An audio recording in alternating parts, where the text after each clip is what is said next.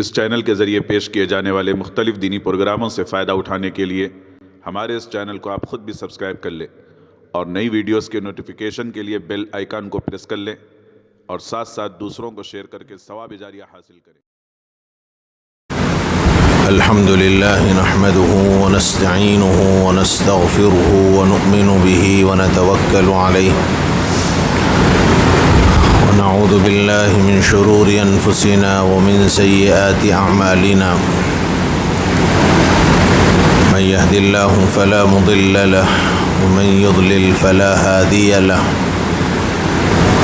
ونشهد أن لا إله إلا الله وحده لا شريك له ونشهد أن سيدنا ونبينا وحبيبنا وشفيعنا وسندنا وقدوتنا ومولانا محمدا عبده ورسوله صلى الله تبارك وتعالى عليه وعلى آله وأصحابه وذرياته وأهل بيته وبارك وسلم تسليما كثيرا كثيرا. أما بعد فقد قال الله سبحانه وتعالى: أعوذ بالله من الشيطان الرجيم بسم الله الرحمن الرحيم ولا يحسبن الذين يبخلون بما آتاهم الله من فضله هو خيرا لهم بل هو شر لهم سيطوقون ما بخلوا به يوم القيامة. صدق الله العظيم. وقد قال رسول الله صلى الله عليه وسلم: بني الإسلام على 5: شهادة أن لا إله إلا الله وأن محمد رسول الله وتقيم الصلاة وتؤتي الزكاة وتصوم رمضان وتحج البيت إن استطعت إليه سبيلا أو كما قال عليه الصلاة والسلام. محترم بزرگوں، عزیز بھائیوں، اسلام کے بنیادی طور پر 5 ارکان ہیں، یعنی بنیاد ہے، اور اسلام کا ڈھانچہ ان 5 چیزوں پر منحصر ہے۔ حضور اکرم صلی اللہ علیہ وآلہ وسلم نے اس بات کی وضاحت فرمائی کہ اسلام کی بنیاد 5 چیزوں پر رکھی گئی ہے۔ ایک تو یہ کہ اللہ کی توحید کی گواہی دینا، دوسرا نماز قائم کرنا، اور تیسرا رمضان کے روزے رکھنا، تیسرا زکوٰۃ ادا کرنا، اور چوتھا رمضان کے روزے رکھنا، اور 5واں حضور نے فرمایا کہ اگر طاقت ہو تو بیت اللہ کا حج کرنا۔ یہ بنیادی طور پر اسلام کی 5 بنیادی تعلیمات ہیں، اور اسلام انہی 5 چیزوں پر منحصر۔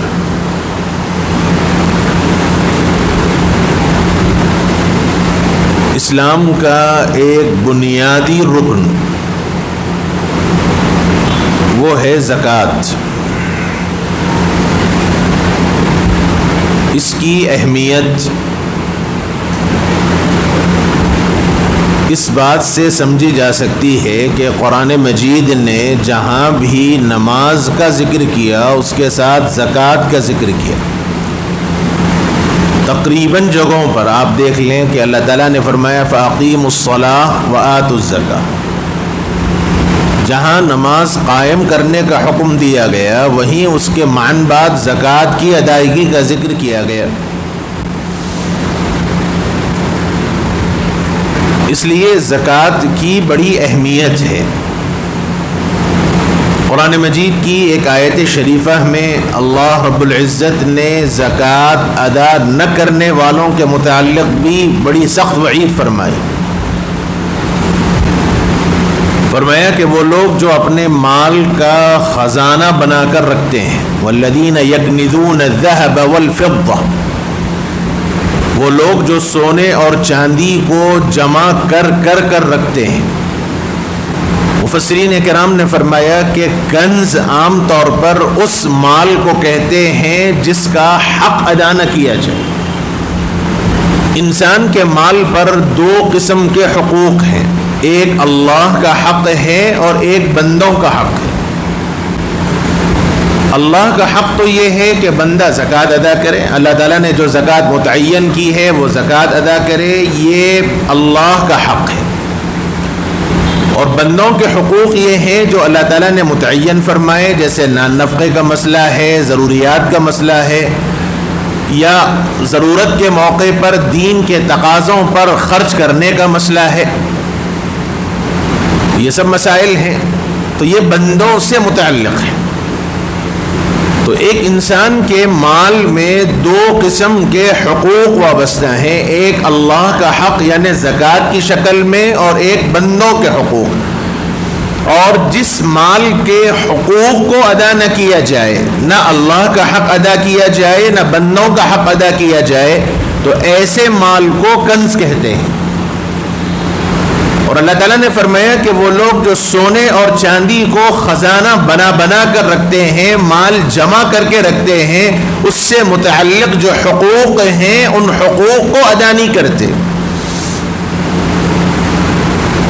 اور پھر آگے وضاحت فرمائی وَلَا يُنْفِقُونَهَا فِي سَبِيلِ اللَّهِ، اور اس کو وہ اللہ کے راستے میں خرچ نہیں کرتے.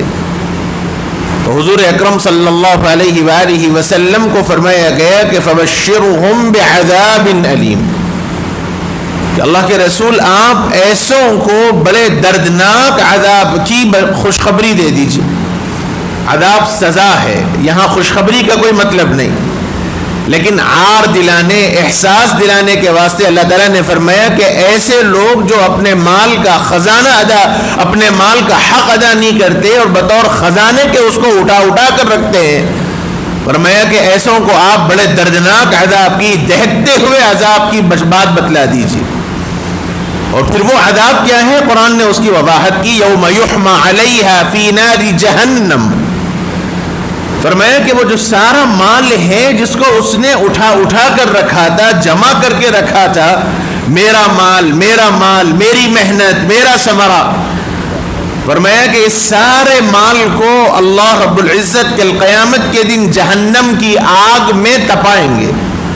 یوم یحمى علیہا فی نار جہنم، اس سارے مالوں کو پگھلایا جائے گا، سونے کو، چاندی کو، پیسوں کو، جو اس نے کما کر رکھا تھا اور اپنا حق جتلایا تھا، اس سارے مالوں کو اللہ تعالیٰ جہنم کی آگ میں تپائیں گے. اور فرمایا فَتُقْوَى بِهَا جِبَاهُهُمْ وَجُنُوبُهُمْ وَظُهُورُهُمْ، اور پھر اس تپے ہوئے مالوں سے ان کے پہلوؤں کو، یعنی یہ حصوں کو، ان کے پہلوؤں کو اور ان کی پیشانیوں کو اور پھر ان کی پیٹھوں کو داغا جائے گا. اس مال کو آگ میں تپایا جائے گا اور اس مال کے تپے ہوئے لنوں کے ذریعے اللہ تعالیٰ اس آدمی کے پہلو کو، اس کی پیشانی کو اور اس کی پیٹھ کو داغیں گے، جلائیں گے. مفسرین کرام نے بڑی عجیب حکمت فرمایا کہ یہ سارے اعضاء، انسان کے سارے اعضاء کے بجائے یہ صرف 3 اعضاء کا ذکر قرآن نے کیوں کیا؟ پورے جسم کا ذکر کرنے کے بجائے یہ صرف 3 اعضاء کا ذکر کیوں کیا؟ علماء نے فرمایا کہ عام طور پر جب کوئی انسان کوئی ضرورت مند مانگتا ہے تو سب سے پہلے انسان کے ماتھے پر یعنی پیشانی پر شکن آتی. کسی کو کوئی آپ سے مانگا، آپ کو دینا گوارا نہیں ہوا تو پیشانی پر سلوٹیں پڑتی ہیں. ناگواری کے آثار، ناپسندیدگی کے آثار سب سے پہلے پیشانی پر آتے ہیں.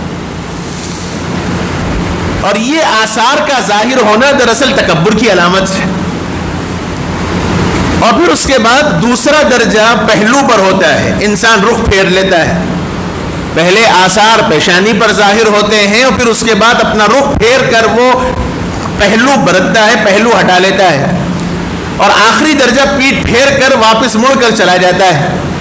تو ایک ضرورت مند جس نے مانگا ہے، آپ کے سامنے ہاتھ پھیلایا ہے، اس کے سامنے بڑائی کا، تکبر کے اظہار کرنے پر عام طور پر یہ تین اعضاء جسم کے زیادہ استعمال میں آتے ہیں، ایک پیشانی، دوسرا پہلو اور آخری درجے میں پیٹھ۔ اس لیے خصوصیت کے ساتھ ان تینوں کو داغا جائے گا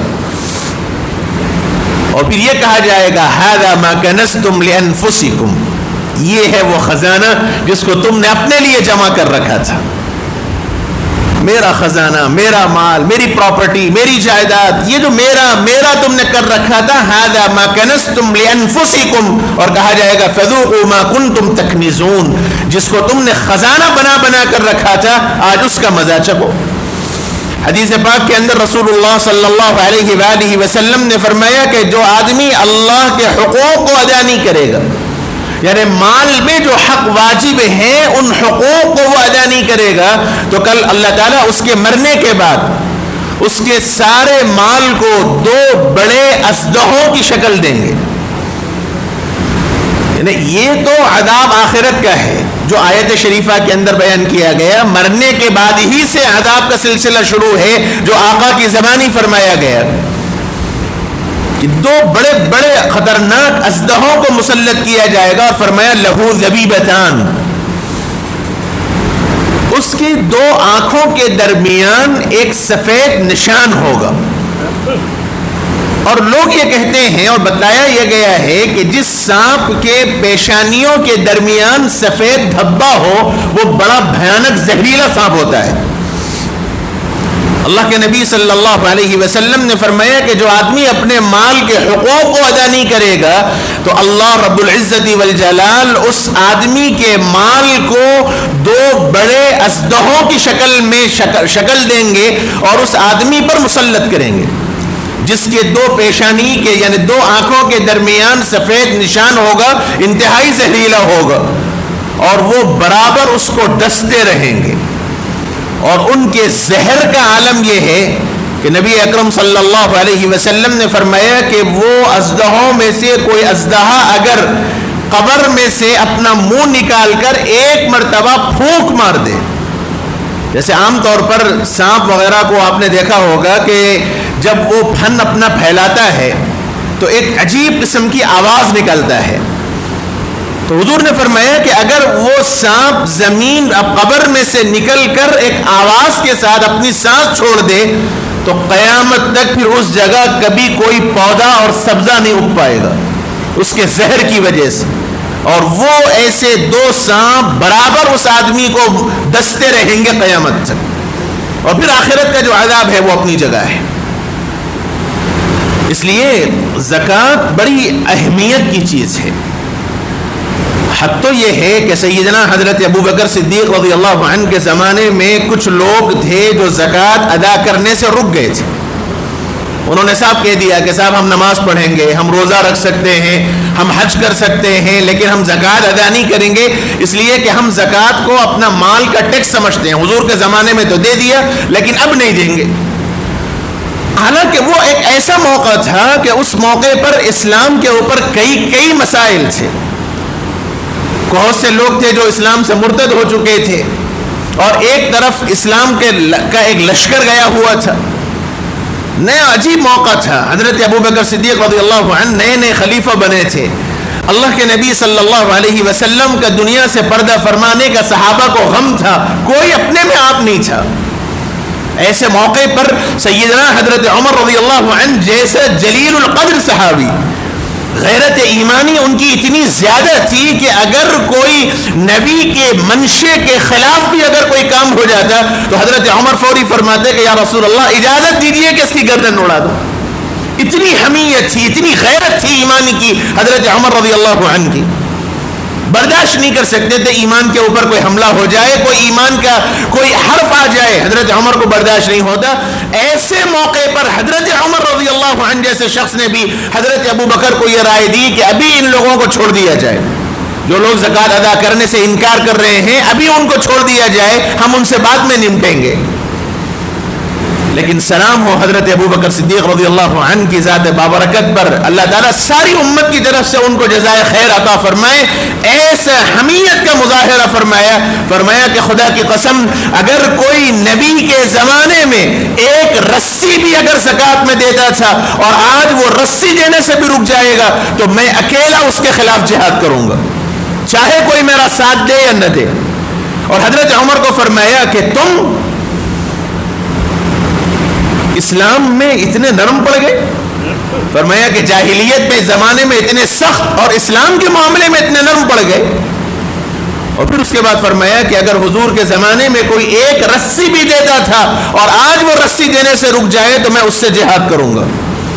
اور صحابہ نے فرمایا بعد میں کہ ہمیں اس کے بعد شرح صدر ہوا، اللہ تعالیٰ نے حضرت ابو بکر کے سینے کو اس کام کے لیے کھول دیا تھا. کیونکہ جیسے نماز ایک رکن ہے، نماز کا انکار کفر ہے، ایسے ہی زکوٰۃ کا انکار بھی کفر ہے.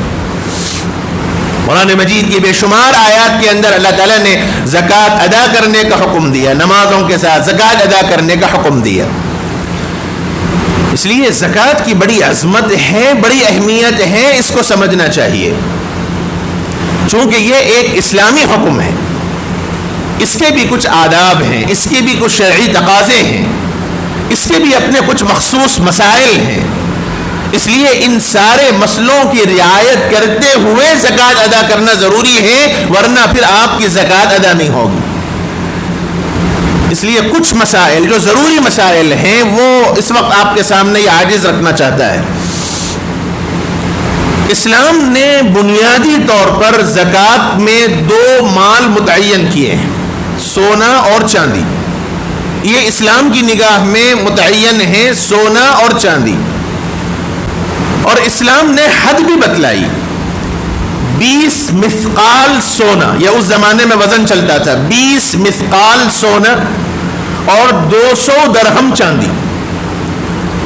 20 مثقال سونا اگر کسی کے پاس ہے تو وہ شرعاً صاحب نصاب ہے، اس کے اوپر زکوٰۃ لازم ہوگی. اور 200 درہم چاندی اگر کسی کے پاس ہے تو شریعت کی نگاہ میں وہ غنی ہے، مالدار ہے، اس کے اوپر زکوٰۃ لازم ہے. 20 مثقال سونا. ہمارے فقہائے کرام نے 7.5 تولے متعین کیے ہیں. 20 مثقال، اس زمانے میں مثقال چلتا تھا اور اس زمانے میں 7.5 تولے. اور ابھی جو زمانہ چل رہا ہے اس اعتبار سے میں آپ کو بتلا دوں کہ تولے کا وزن پہلے زمانے میں الگ تھا اور اب الگ ہے. اس لیے جو 7.5 تولے عام طور پر مشہور ہے، تولے کا وزن کتنا ہے پہلے یہ معلوم کرنا چاہیے. ہماری مارکیٹ میں اس وقت جو ہمارے ذہنوں کے اندر ہے وہ ہے 10 گرام کا تولا، حالانکہ یہ صحیح نہیں ہے. اس وقت گرام کے اعتبار سے انٹرنیشنل مارکیٹ گرام کے اعتبار سے چلتی ہے. اس لیے 20 مثقال سونے کا موجودہ وزن 87 گرام، 87 گرام سونا ہے. اگر 10 گرام کے اعتبار سے تولے کو مانا جائے اور 7.5 تولے کا مطلب 75 گرام پہ زکوٰۃ لازم ہوگی، حالانکہ 75 پر شریعت کا نصاب نہیں ہے، 87 پر ہے، 87 گرام. اس لیے گرام کو سامنے رکھنا چاہیے. 87 گرام سونا اگر کسی کے پاس موجود ہے یا اس کے برابر پراپرٹی ہے، اس کے برابر مال محفوظ ہے، مال موجود ہے، اور اس کے اوپر 1 سال گزر جائے تو ایسے آدمی کے اوپر زکوٰۃ لازم ہے. یا کسی آدمی کے پاس اگر سونا نہیں ہے، صرف چاندی ہے، صرف چاندی، تو 200 درہم حضور کے زمانے میں تھا، اسلامی ابتدائی زمانے میں 200 درہم، اس زمانے میں 52.5 تولے چاندی کہا گیا. اور جیسے میں نے بتایا کہ تولے کا وزن میں فرق آیا، تو اب موجودہ زمانے کے اعتبار سے 612 گرام، 612 گرام چاندی، 612 گرام چاندی اگر کسی کے پاس موجود ہے تو وہ شریعت کے اعتبار سے صاحب نصاب ہے، مالدار ہے، اس کے اوپر زکوٰۃ لازم ہے. سونا 7.5 تولے یعنی موجودہ زمانے کے اعتبار سے 87 گرام، اور چاندی 612 گرام تو زکوٰۃ لازم ہے. اور اگر ایسا ہو، تیسری شکل، اور اگر ایسا ہو کہ ایک آدمی ہے جس کے پاس نہ 87 گرام سونا ہے نہ 612 گرام چاندی ہے، لیکن تھوڑا تھوڑا دونوں ہے. عام طور پر متوسط طبقے گھروں میں ایسا ہوتا ہے. مان لیجئے کہ 50 گرام سونا ہے اور ایک 400 گرام چاندی ہے. سونے کے حساب سے دیکھا جائے تو بھی نصاب نہیں، چاندی کے حساب سے دیکھا جائے تو بھی زکوٰۃ صاحب نصاب نہیں. لیکن اگر دونوں کو ملایا جائے قیمت کے اعتبار سے تو ایسی صورت میں کوئی ایک کی قیمت کو پہنچ سکتے ہیں. مثلا سونا تھوڑا ہے، چاندی تھوڑا ہے، اور ان دونوں کو اگر ملایا جائے اور مارکیٹ ویلو نکالی جائے تو وہ یا تو چاندی کے برابر یعنی 612 گرام چاندی کے برابر ہو سکتا ہے، یا اتنا پیسہ بن جاتا ہے کہ 87 گرام آپ اس سے سونا خرید سکتے ہیں. تو ایسی صورت میں ہمارے علماء کی دونوں رائے ہیں. یہ مسئلہ اچھی طرح سمجھ لیں. اس سلسلے میں علماء کی دونوں رائے ہیں. بعض حضرات نے فرمایا کہ سونے کو معیار بنایا جائے گا، یعنی سونا اگر تھوڑا ہے، چاندی اگر تھوڑی ہے، اور دونوں کو قیمت کے اعتبار سے اگر کیلکولیشن کیا جائے اور ٹیلی کیا جائے تو اگر اتنی قیمت بنتی ہے کہ اس سے 87 گرام سونا خرید سکتے ہیں یا 87 گرام سونے کے برابر وہ ہوتا ہے تو زکوٰۃ لازم ہوگی. اور بعض علماء فرماتے ہیں کہ نہیں، چاندی کو معیار بنایا جائے گا. اگر دونوں کو ملائیں گے اور ملا کر اگر اتنی قیمت بنتی ہے کہ 612 گرام چاندی آ سکتی ہے تو اس کے اوپر زکوٰۃ لازم ہوگی. علماء کی دونوں رائے ہیں. اس لیے اس سلسلے میں اس عاجز کا رجحان سونے کی طرف ہے. اتنا قیمت، اتنا پیسہ اگر بنتا ہے کہ اس سے 87 گرام سونا خریدا جا سکتا ہے تو اس کے اوپر زکوٰۃ لازم ہوگی. ایسے ہی بینک بیلنس کا مسئلہ ہے.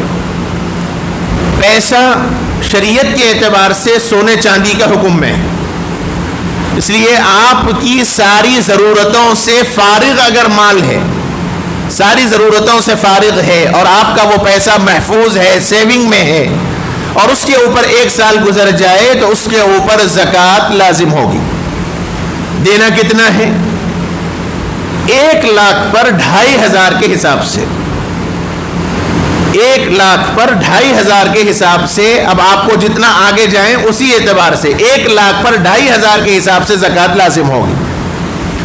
ایسے ہی سونے کے سلسلے میں یہ مسئلہ میں آپ کو بتلا دوں کہ سونا، آپ کے سونے کی جو مارکیٹ ویلو ہے، چونکہ سونا بیچنے جائیں گے تو اس کی قیمت الگ ہوگی، خریدنے جائیں گے تو اس کی قیمت الگ ہوگی، پھر اس کے اوپر سے میکنگ چارجز وہ الگ کریں گے.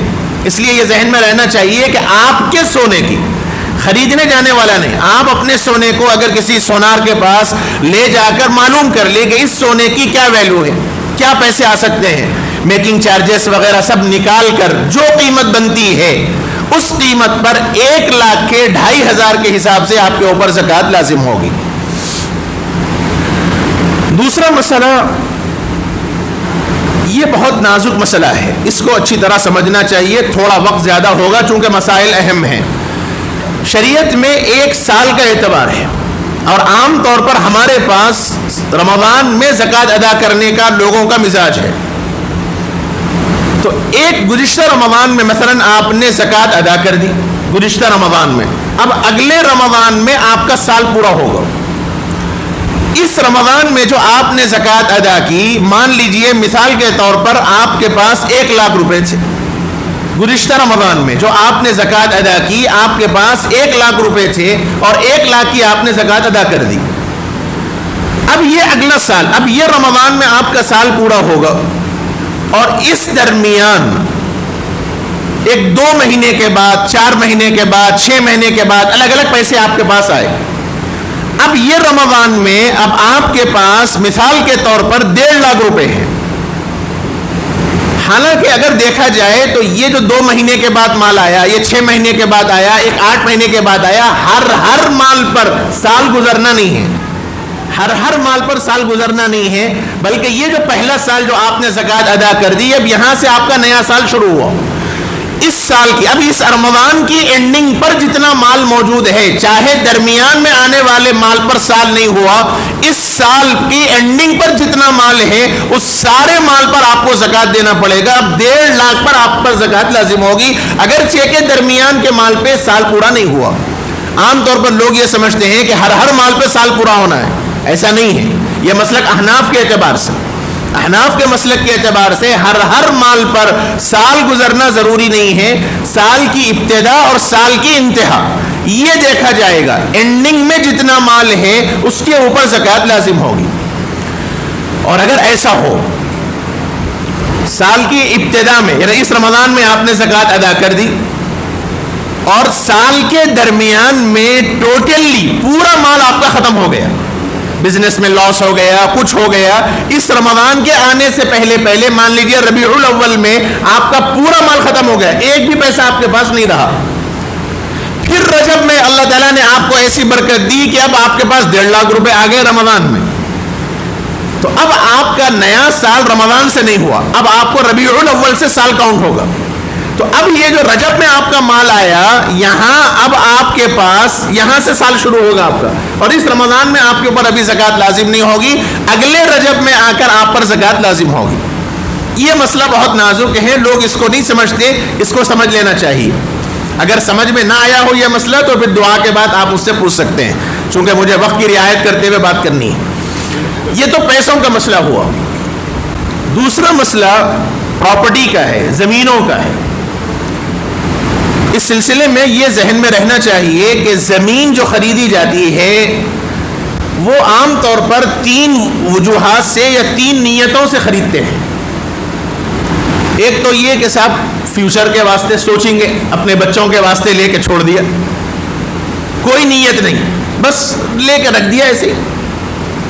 یا دوسری نیت یہ ہوگی کہ صاحب بزنس پرپس کے واسطے، اچھا دام آیا تو نکال دوں گا۔ یا تیسرا یہ ہے کہ آج تو زمین لے لیا، ان فیوچر گھر بنا کے میں رہوں گا۔ یہ 3 ارادوں سے عام طور پر زمینیں خریدی جاتی ہیں۔ دیکھیے جہاں تک مسئلہ زمینوں پر زکوٰۃ کا ہے، صرف بزنس پرپس پہ زکوٰۃ لازم ہے۔ اگر آپ نے کوئی زمین تجارت کی نیت سے خریدی ہے کہ اچھا دام آ جائے گا نکال دوں گا، پھر کوئی دوسرا خریدوں گا، تجارت کی نیت سے اگر آپ نے زمین خریدی ہے تو اس کے اوپر زکوٰۃ لازم ہوگی۔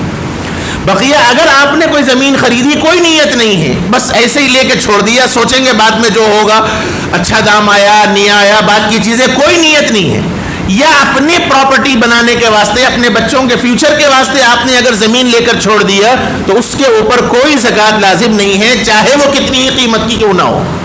صرف تجارت کی نیت سے اگر آپ نے زمین خریدی ہے تو اس کے اوپر زکوٰۃ لازم ہے۔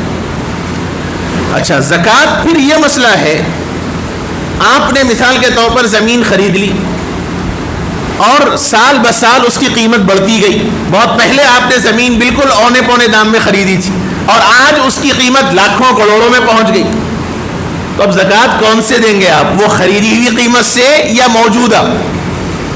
ذہن میں رہنا چاہیے کہ موجودہ ویلیویشن کا اعتبار ہے۔ اب اس زمین کی کیا قیمت ہے؟ اگر وہ تجارت کی نیت سے آپ نے خریدی ہے زمین، تو اب اس زمین کی کیا مارکیٹ ویلیو ہے، وہ ویلیو آپ دیکھیں، اور اس اعتبار سے جتنی ویلیو بنتی ہے اس کا 1 لاکھ کا 2500 کے حساب سے آپ کو زکوٰۃ دینا پڑے گا۔ یہ عام طور پر مسئلہ ہے۔ تیسرا اہم مسئلہ، اور وہ ہے زکوٰۃ میں قرض کی رقم منہا کرنے کا۔ کسی کے اوپر قرض ہے تو قرض کی رقم الگ کریں گے۔ یہ مسئلہ مجھے ابھی 2-4 دن پہلے مطالعے میں آیا، ورنہ اب تک مجھے بھی یہ مسئلہ نہیں معلوم تھا۔ دیکھیے آج کل عام طور پر ہوم لون لینے کا مسئلہ ہے، ہوم لون لیتے ہیں، یا ماہانہ قسط بھرنے کا مسئلہ ہے، انسٹالمنٹس کا مسئلہ ہے۔ جیسے مان لیجئے 1 کروڑ کا آپ نے گھر لیا، ہر مہینہ آپ کو 75,000 روپے 1 لاکھ روپے انسٹالمنٹ بھرنا ہے، تو اب آپ کی زکوٰۃ، آپ کی پراپرٹی وغیرہ اتنی ہے کہ آپ کے اوپر مان لیجئے مثال کے طور پر 5 لاکھ روپے زکوٰۃ ہے۔ اب شریعت کا حکم یہ ہے کہ قرض کی رقم منہا کریں گے، تو 5 لاکھ کی زکات آپ کے اوپر لازم ہوئی اور آپ کے اوپر 1 کروڑ کا قرضہ ہے، تو زکات مرے دم تک لازم نہیں ہوگی آپ کے اوپر. اس لیے یہ مسئلہ اچھی طرح سمجھیے. یہاں شریعت نے یہ بتلایا ہے کہ 1 سال کا کیا قیمت ہوگی، یعنی 1 سال کے انسٹالمنٹ 1 لاکھ آپ کو دینا ہے مثال کے طور پر، یا جو بھی آپ کو دینا ہے آپ حساب ڈال لیں اپنا. وہ ہر مہینے کا جو انسٹالمنٹ ہے وہ 1 سال کا کتنا ہوگا، یعنی 12 مہینوں کا. تو 12 مہینوں کی رقم کو آپ منہا کر سکتے ہیں، الگ کر سکتے ہیں، یعنی اس پر آپ کو زکوٰۃ لازم نہیں ہوگی. یعنی مان لیجئے 5 لاکھ آپ کی زکوٰۃ کی رقم بنتی ہے، 5 لاکھ آپ کو زکوٰۃ میں دینا ہے. اتنی پراپرٹی آپ کے پاس ہے کہ آپ کی زکوٰۃ کی رقم 5 لاکھ بنتی ہے، اور ہر مہینہ آپ 50,000 روپے یا 25,000 روپے انسٹالمنٹ بھرتے ہیں کسی چیز کا. تو اب یہ 25 کو آپ 12 سے ضرب دیجئے، اور یہ 25,000 12 مہینوں کے جتنے ہوں گے یہ 5 لاکھ میں سے آپ الگ کر لیجئے، اور بقیہ جتنی رقم بنتی ہے اب آپ کے اوپر اتنی زکوٰۃ لازم ہوگی. کل جو رقم ہے جو قرض میں ہے وہ منہا نہیں ہوگی. ہر سال کا انسٹالمنٹ دیکھا جائے گا، پورے 1 سال کے جتنے انسٹالمنٹس ہیں وہ سارے قرض میں شمار ہوں گے. اتنی رقم کو آپ الگ کر کے بقیہ میں زکوٰۃ دینی پڑے گی. یہ تو شرعاً مسئلہ ہے. ویسے ایک بات ذہن میں رہنا چاہیے کہ زکوٰۃ اللہ کا حق ہے، اور یہ عاجز کا ایک تجربہ ہے، اور بہتوں نے اس پر عمل بھی کیا اور بہتوں نے اپنا تجربہ ظاہر کیا.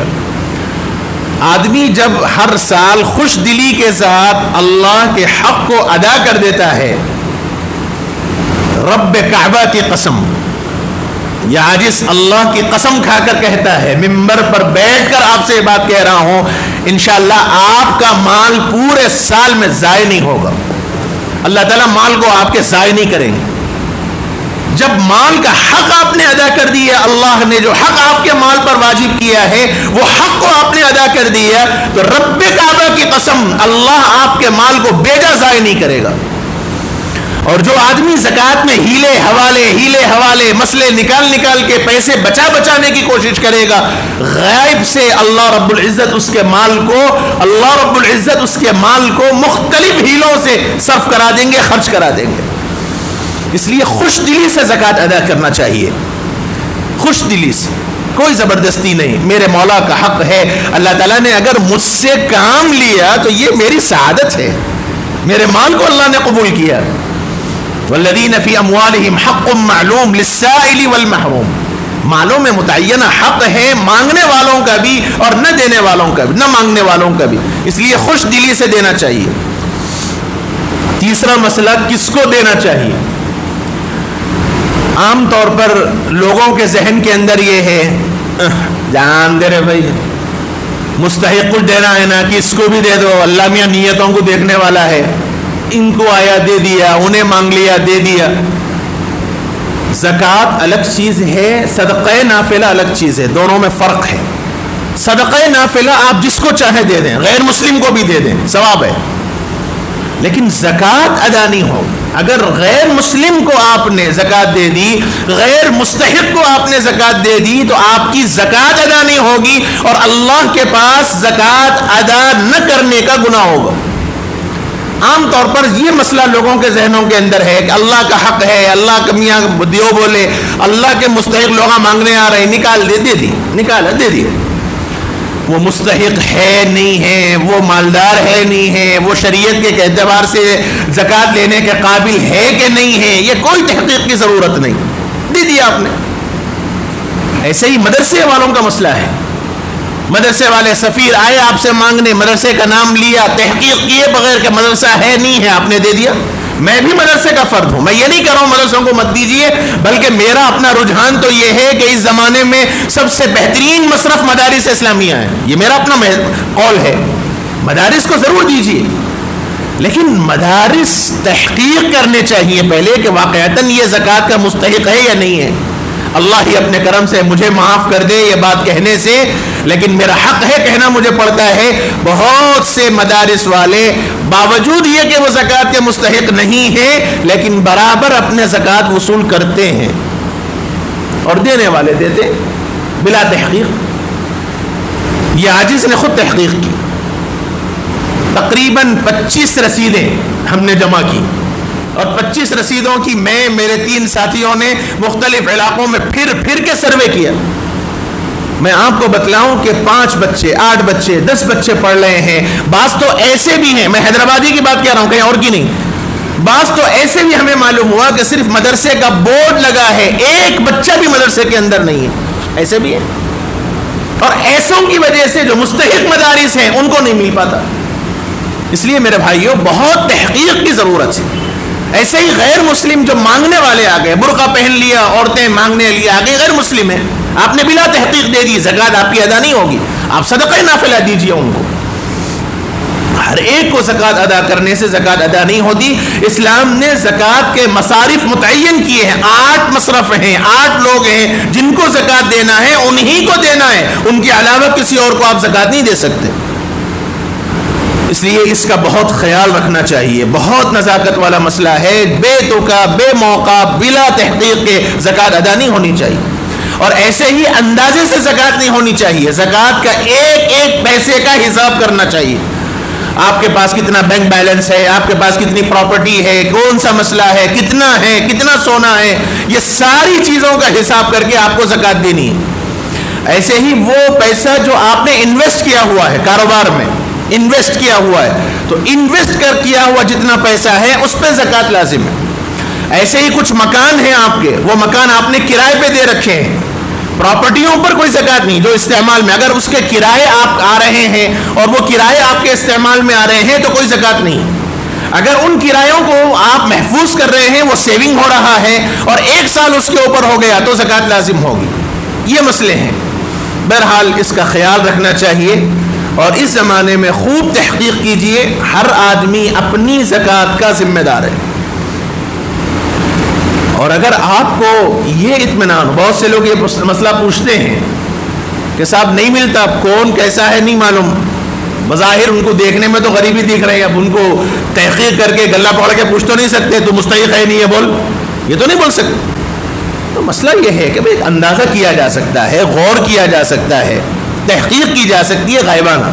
یہ بھی مطلب نہیں صاحب آپ زکوٰۃ کے مستحق ہے نہیں ہے، میں زکوٰۃ دے رہا ہوں آپ کو، زکوٰۃ کے مستحق ہے نہیں ہے، یہ پوچھنا کسی کی بے عزتی کرنا ہے۔ آپ اندازہ تحقیق کر لیں، غائبانہ تحقیق کر لیں، طریقے کیا ہو سکتے ہیں ہر آدمی اچھی طرح جان سکتا ہے۔ تحقیق کر کے اگر وہ مستحق آپ کو سمجھ میں آتا ہے تو آپ ضرور اس کو اپنی زکوٰۃ کی رقم ادا کیجئے، اور زکوٰۃ کی ادائیگی میں سب سے زیادہ اول درجہ رشتہ دار ہے۔ عام طور پر یہاں ذہن نہیں جاتا، رشتہ دار پہلے مستحق ہیں۔ اگر آپ کے اقربا میں، آپ کے رشتہ داروں میں کوئی ایسے ہیں جو واقعتاً آپ کو مستحق سمجھ میں آتے ہیں تو سب سے پہلے آپ ان کو زکوٰۃ دیجیے۔ اور کسی کو اتنی رقم بھی دے دینا، کسی کو اتنی رقم بھی دے دینا کہ وہ خود صاحب نصاب بن جائے، فقہا نے اس کو بھی ناجائز قرار دیا ہے، اس لیے دیکھ سمجھ کے دینا چاہیے۔ ایک اور مسئلہ سادات کو دینے کا ہے، سید کو زکوٰۃ کی رقم دے سکتے ہیں یا نہیں دے سکتے؟ دیکھیے مسئلہ تو یہی ہے، سادات کو زکوٰۃ کی رقم نہیں دے سکتے، آل رسول سادات سید کو زکوٰۃ کی رقم آپ نہیں دے سکتے، یہی مسئلہ کتابوں کے اندر لکھا ہے۔ لیکن اس زمانے میں بعض علماء کا رجحان یہ ہے کہ پہلے زمانے میں جب اسلامی حکومت تھی تو بیت المال سے سادات گھرانوں کا وظیفہ متعین تھا، ان کو عطیے جاتے تھے، اور اس زمانے میں بہت سے سادات ایسے ہیں جو ضرورت مند ہیں، اس لیے علماء کا رجحان اس زمانے میں یہ ہے کہ سادات کو بھی زکوٰۃ کی رقم دی جا سکتی ہے۔ اس زمانے کا یہ مسئلہ ہے، لیکن فتویٰ یہی ہے، آپ کسی سے بھی فتویٰ پوچھیں گے تو فتویٰ تو یہی ملے گا کہ سادات کو زکوٰۃ کی رقم دینا جائز نہیں ہے۔ لیکن اس زمانے میں علماء کا رجحان یہ ہے کہ سادات بھی مستحق ہیں، ضرورت مند ہیں، اور عام طور پر اس وقت لوگوں کا مزاج عطیہ دینے کا نہیں ہے، ہدیہ دینے کا نہیں ہے، اور کسی آل رسول کو، کسی نبی کے خاندان والے کو کسی کے سامنے ہاتھ پھیلاتا ہوا دیکھیں، یہ ایک مسلمان کی غیرت بھی گوارا نہیں کرتی۔ اس لیے اس زمانے میں سادات کو زکوٰۃ کی رقم دی جا سکتی ہے، البتہ یہ ایک باریک فرق ذہن میں رکھ لیں، البتہ عام لوگوں کو زکوٰۃ بول کر دینے کی ضرورت نہیں کہ صاحب یہ زکوٰۃ کی رقم ہے، یہ ضرورت نہیں ہے، لیکن سادات کو بول دیں کہ صاحب یہ زکوٰۃ کی رقم ہے، اگر آپ قبول کرنا چاہے تو کر لیں ورنہ آپ کی مرضی، جو ضرورت مند ہوگا لینا چاہے گا لے لے گا، آپ کی زکوٰۃ ادا ہو جائے گی۔ اور بعض اتنے غیرت مند سادات ہوتے ہیں وہ بھوکوں مرنا چاہیں گے لیکن زکوٰۃ کی رقم قبول نہیں کریں گے، وہ نہیں لیں گے، ان کے واسطے کوئی عطیے کی رقم آپ نکال کر دینا چاہے تو دے دے، اس سے بڑی سعادت کی بات اور کیا ہو سکتی۔ بہرحال عام آدمیوں کو تو زکوٰۃ کی وضاحت کی ضرورت نہیں، آپ ہدیے کی شکل میں دے سکتے ہیں، اناج ان کو دلا سکتے ہیں، ان کی ضرورتوں کی تکمیل کر سکتے ہیں۔ زکوٰۃ کی رقم سے آپ کو محسوس ہوتا ہے کہ ان کو دواؤں کی ضرورت ہے تو دوائیں آپ دلا سکتے ہیں، ان کی جو ضرورت ہے زکوٰۃ کی رقم سے وہ ضرورت کی تکمیل کی جا سکتی ہے۔ زکوٰۃ میں مالک بنانا ضروری ہے، تملیک، کسی کو مکمل مالک بنا دینا، وہ جو چاہے کر لے، یہ زکوٰۃ میں ضروری ہے، اس لیے آپ یہ کام یہ کر لیں اور سادات کو بول کر دیں کہ صاحب یہ زکوٰۃ کی رقم ہے، اگر آپ لینا چاہے تو لیں ورنہ آپ کی مرضی کی بات ہے۔ بہرحال یہ چند بنیادی اور ضروری مسائل اس وقت ذہن میں آئے جو عرض کیے گئے، اس سے ہٹ کر ابھی اور کوئی مسائل ہیں تو دعا کے بعد یہ عاجز بیٹھتا ہے، آپ پوچھ سکتے ہیں، یا میرے اپنے جو سوالات کا نمبر ہے اس پر آپ اپنے آڈیو میں واٹس ایپ پر ریکارڈ کر دیں، انشاءاللہ اس کے جوابات دیے جائیں گے۔ اللہ تعالیٰ اپنے کرم سے ہم سب کی عبادتوں کو قبول فرمائے اور اللہ تعالیٰ اس موجودہ وبا اور فتنے سے ہم سب کی حفاظت فرمائے، اپنے کرم سے اللہ رمضان کی برکتوں اور سعادتوں سے ہم سب کو مالا مال فرمائے۔ وصلی اللہ وسلم وبارک علی نبینا محمد وعلی آلہ وصحبہ اجمعین والحمد للہ رب العالمین۔ ایک اور گزارش، 1 منٹ بیٹھ جائیں، ایک اور گزارش اس موقع پر یہ کرنا ہے میرے بھائیوں، اس وقت حالات بہت خطرناک چل رہے ہیں، خاص طور پر ہمارے پورے ملک اور اس میں ہمارا اپنا صوبہ تلنگانہ اور خاص طور پر شہر حیدرآباد بھی اس سے پیچھے نہیں ہے، اس لیے اس وقت بہت احتیاط کی ضرورت ہے، احتیاط کیجیے۔ گزشتہ جمعہ بھی میں نے عرض کیا، ایمان تقدیر پر ہے، احتیاط اسلام کی تعلیم ہے۔ تقدیر پر تو ایمان ہے، ہوتا وہی جو اللہ چاہیں گے، لیکن احتیاط بھی اسلام کا حکم ہے، اس لیے احتیاط ضرور کیجیے۔ اور عام طور پر اس وقت ڈاکٹرز یہ کہہ رہے ہیں کہ یہ چونکہ فضا میں پھیلا ہوا ہے اس لیے ماسک ضرور لگائیں، ماسک لگانے کا اہتمام کریں اور بلا ضرورت اپنے گھروں سے باہر نہ نکلیں۔ اس وقت کے حالات یہ بتلاتے ہیں، اور سب سے اہم چیز اللہ سے دعاؤں کا اہتمام کیجیے، سب سے بڑا در ہمارا وہی ہے، یہ اس در سے کوئی رسوائی نہیں ہے۔ رمضان کے قیمتی ایام چل رہے ہیں، اپنے اوقات کو اللہ کے سامنے گریہ وزاری میں، استغفار میں، توبہ میں لگائیے، اللہ تعالیٰ ناراض ہیں ان کو راضی کر لیجئے، یہی سب سے بڑا ذریعہ ہے۔ بہرحال اس کا خیال کیجئے، اور جیسے گزشتہ میں نے بتلایا کہ اگر بہت زیادہ ڈر ہے آپ کے اندر، بہت زیادہ ڈر ہے، اتنا ڈر ہے کہ کسی کے ٹچ کرنے سے خطرہ ہے، تو آپ مسجد نہ آئیں، مسئلہ ہے آپ کے لیے، گھر میں سکون سے نماز پڑھ لیں، خواہ اپنی نمازوں کو خراب نہ کریں۔ اس لیے اس کا خیال رکھیے۔ بعض لوگوں کا مزاج ایسا بن چکا ہے کہ سوشل ڈسٹینس کے نام پہ اتنا زیادہ احتیاط کر رہے ہیں کہ اگر کوئی غلطی سے درمیان میں آ گیا، نعوذ باللہ، اس کو ایسے جھڑک کر اٹھا رہے ہیں، اپنی آنکھوں سے دیکھی ہوئی بات میں کہہ رہا ہوں، جیسے کوئی ناپاک آدمی آ کے بیٹھ گیا، حد ہو گئی۔ ڈر خوف کو اپنے اوپر مسلط مت کیجیے، ڈر خوف مسلط مت کیجیے، ہوتا وہی جو اللہ چاہیں گے۔ سوشل ڈسٹینس کے نام پر اتنا زیادہ احتیاط مت کیجیے۔ افطاری خریدتے وقت کتنی سوشل ڈسٹینس آپ کر رہے ہیں، اپنے آپ کو ذرا وہ بھی دیکھ لیں، کتنی سوشل ڈسٹینس مینٹین ہو رہی ہے آپ کی افطاری خریدتے وقت اور بازار میں خریداری کرتے وقت، کرنے والے کرتے، اور اس درمیان اگر کوئی آگے آپ کو ٹچ کر کے دھکا دے کے چلے گیا تو کیا کوئی کھلا لیں گے آپ؟ اس لیے ساری سوشل ڈسٹینس صرف مسجدوں میں مت کیجیے، اللہ کے واسطے مت کیجیے، ڈریے مت، خوف مت کھائیے، اللہ کے سامنے گریہ وزاری کے ساتھ رہیے۔ اللہ تعالیٰ انشاءاللہ اگر مصیبت آتی بھی ہے آفت کے نتیجے میں، انشاءاللہ ہمارے لیے ثواب ہی ثواب ہے، ثواب ہی ثواب ہے، شہادت متعین ہے، مر بھی گئے تو انشاءاللہ۔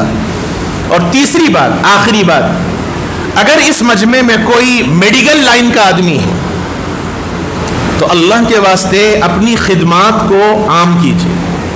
بہت معافی کے ساتھ عرض کر رہا ہوں، اگر ڈاکٹرز ہیں تو اتنا ڈر اور خوف مسلط ہے کہ آن لائن دیکھ رہے ہیں، وہ آن لائن کیا مریض کی تشخیص کریں گے. ڈریے مت، احتیاط کیجیے، مریضوں کے ساتھ خیرخواہی ہمدردی کا معاملہ کیجیے. اور اگر کوئی میڈیکلز والے ہیں، میڈیکل ہال والے، فارمیسی والے ہیں، تو اللہ کے واسطے یہ کمائی کا وقت نہیں ہے. دواؤں کا شارٹیج چل رہا، ایک خاص انجیکشن ہے، پتہ نہیں اس کا کیا نام ہے، اتنا، حالانکہ 800 1200 1800 کا سنا انجیکشن ہے. خود مجھے بھی دیے گئے انجیکشن 1800 کا انجیکشن 4500 میں خریدا گیا تھا مجھے جب بیماری ہوئی. اب تو سنا کہ 30 ہزار میں انجیکشن نہیں مل رہا ہو، اتنا مارکیٹ ویل شارٹیج چل رہا. اب وہ شارٹیج ہے یا مارکیٹ کے اعتبار سے شارٹیج کیا جا رہا ہے، وہ تو اللہ ہی بہتر جانے. اس وقت ضرورت ہے. سنا وہ ماسک جو 3 روپے میں ملتا تھا اب 15 روپے میں بھی ماسک نہیں مل رہا. کاروبار کا دور ہے، کاروبار کا ٹائم ہے، ہر وقت کاروبار. تو غمخواری خیرخواہی کا وقت کب آئے گا؟ اس لیے جو میڈیکل لائن والے لوگ ہیں ان سے تھوڑی ہاتھ جوڑ کے گزارش ہے، آپ پروفٹ رکھیے، ضرور رکھیے، لیکن اس وقت فل پروفٹ کمانے کا وقت نہیں ہے. پروفٹ کم کیجئے، خدمت کے جذبے سے کام کیجئے. اللہ پاک انشاءاللہ پھر بعد میں آپ کے لیے اتنے غیب سے آپ کے رزق کے دروازے کھولیں گے، آپ اس کا تصور بھی نہیں کر سکتے. اس لیے یہ گزارشات ہیں. اللہ تعالی ہم سب کی عبادتوں کو قبول فرمائے.